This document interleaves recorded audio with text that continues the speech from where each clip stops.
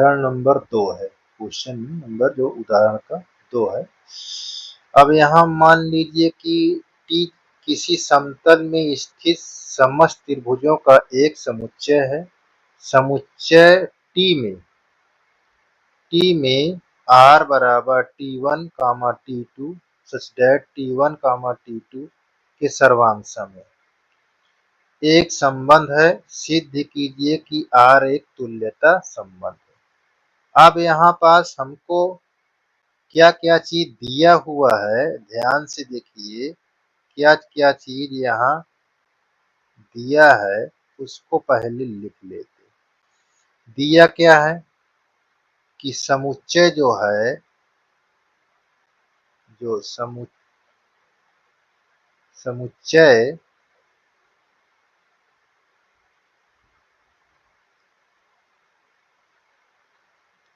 इसको थोड़ा काट देता हूँ। जो समुच्चय आपका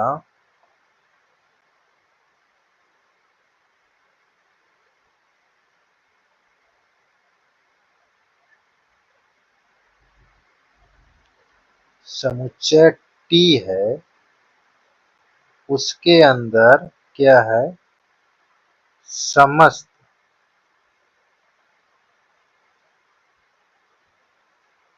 त्रिभुजों का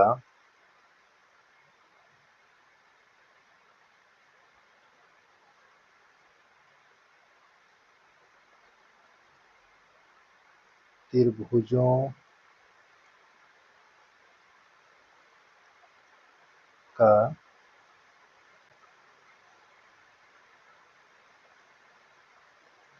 समुच्चय है। ठीक है। और अगला का चीज दिया हुआ है कि जो रिलेशन बनाना है वो कैसा हो, वो T1, T2 such that T1, T2 के सर्वांग है।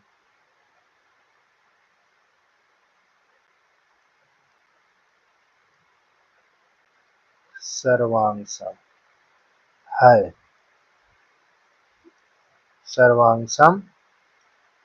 है, ये चीज आपको दिया हुआ है। और आपको सिद्ध क्या करना है,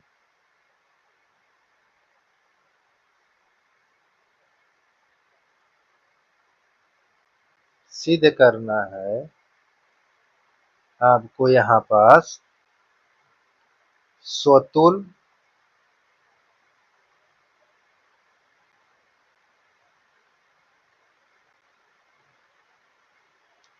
सममित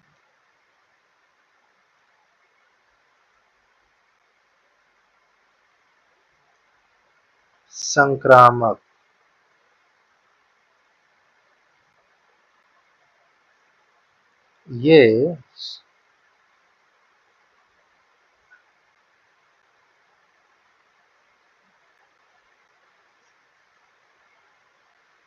ये प्रूव करना है। अगर ये तीनों प्रूफ हो जाता है यहाँ से ये, तो ये क्या हो जाएगा कि R एक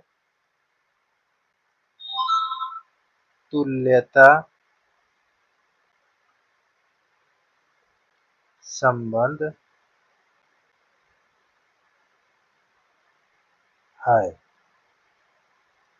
R एक तुल्यता संबंध है, इतना। अब यहाँ पास ये बात को ध्यान देना है। अच्छा, एक चीज को नोट पॉइंट कर लीजिए हल करते समय। नोट पॉइंट में ये ध्यान देना है सर्वांगसम की स्थिति क्या होती है।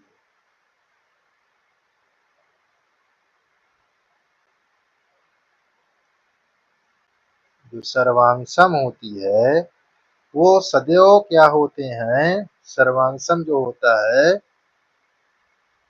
सदैव आपस में बराबर होते हैं। तो मान लेना इसमें T1,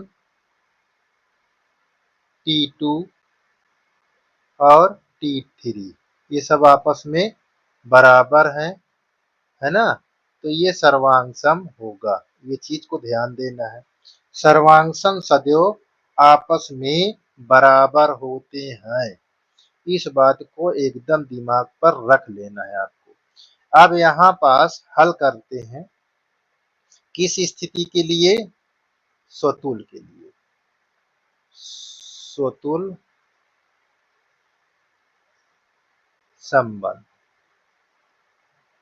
स्वतुल संबंध।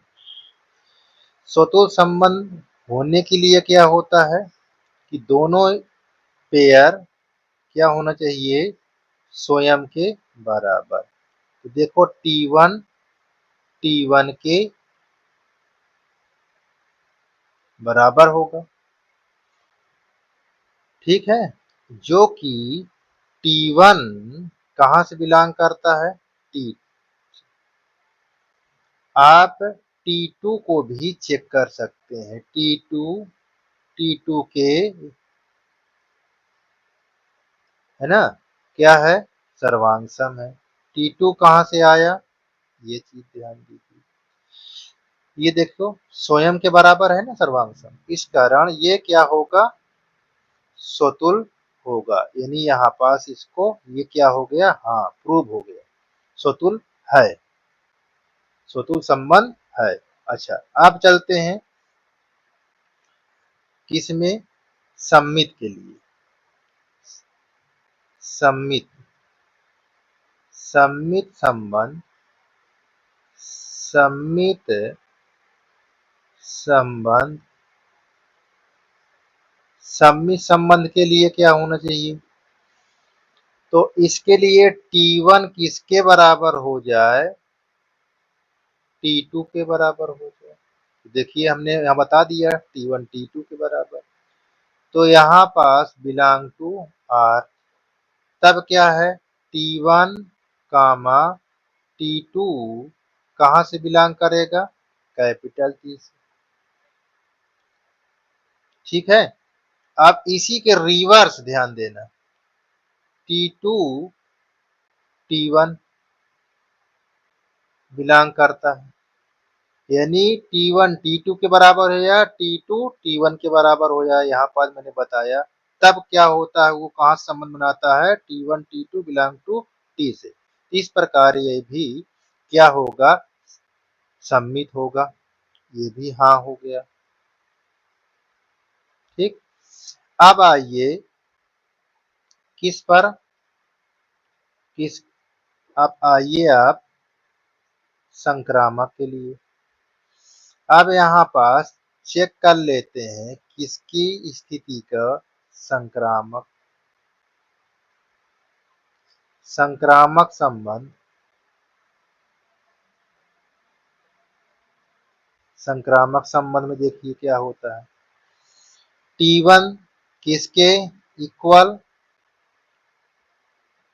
T2। अगर इसके इक्वल है तो सर्वांग सम होगा। और T2 किसके इक्वल हो जाए?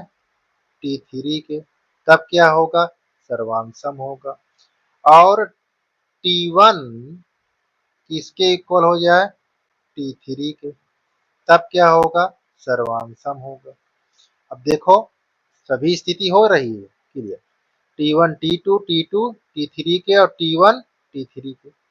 तो अब यहाँ पास T1 कामा T2 और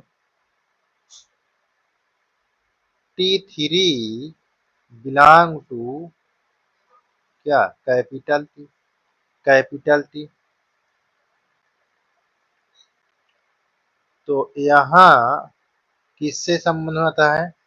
कैपिटल T से। इस प्रकार ये भी आपका हाँ हो गया। तो देखो तीनों स्थिति में हमारा स्वतुल भी प्रूव हो गया, सम्मित भी प्रूव हो गया, संक्रामक कौन सी चीज से? देखो नोट पॉइंट सर्वांगसम। सर्वांगसम त्रिभुज क्या होता है? आपस में बराबर होते हैं। इस कारण देखो T स्वयं के बराबर है T1, T2 स्वयं के, T3 के स्वयं के, T1 T2 के T इसके। तो ये चीज ध्यान देना है, आपस में सभी बराबर होंगे तो वो तुल्यता संबंध होगा। क्लियर है? ये चीज आपको मैं यहां लिख देता हूं। इस कारण R एक तुल्यता संबंध